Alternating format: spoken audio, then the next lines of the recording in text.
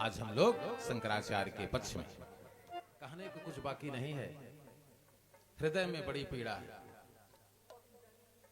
वो आप लोग तो समझ रहे होंगे। हृदय में बड़ी पीड़ा है।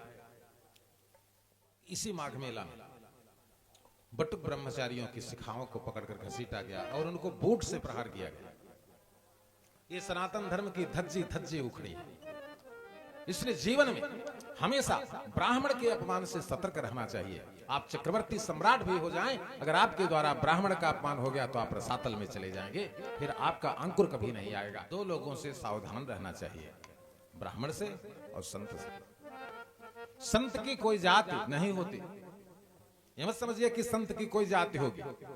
संत है तो संत है, और अगर संत का अपमान हुआ तो फिर चक्रवर्ती सम्राट भी होगा, उसकी धज्जी धज्जी उड़ जाएगी। और वो आपको माघ मेले में देखने के लिए स्पष्ट मिल रहा है।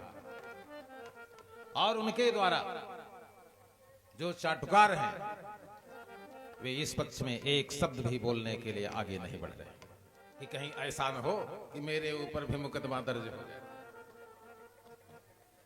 बात समझ गए कि नहीं समझ गए?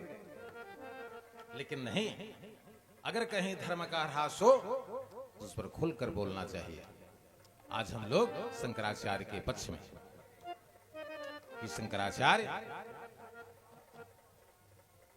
को विधिवत स्नान कराना था।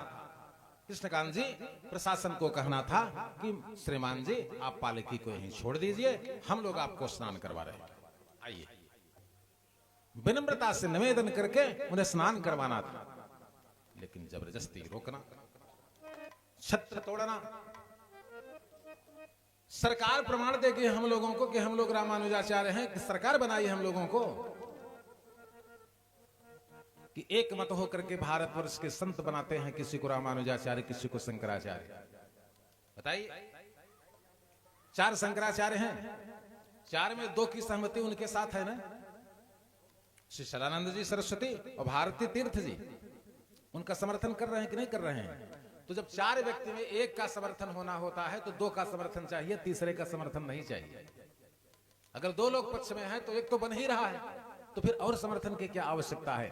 इस प्रकार से हम किसी की निंदा नहीं करते हैं, लेकिन जो कुछ हुआ बटुक ब्रह्मचारियों के साथ वह अनिंदनीय, अत्यंत निंदनीय है और अकल्पनीय निंदा है, जिसकी हम बार बार निंदा करते हैं। और अब भी सही समय है कि प्रशासन जाकर के और अपने ढंग से काम सेट कर ले। बोल वृंदावन बिहारी लाल की जय हो।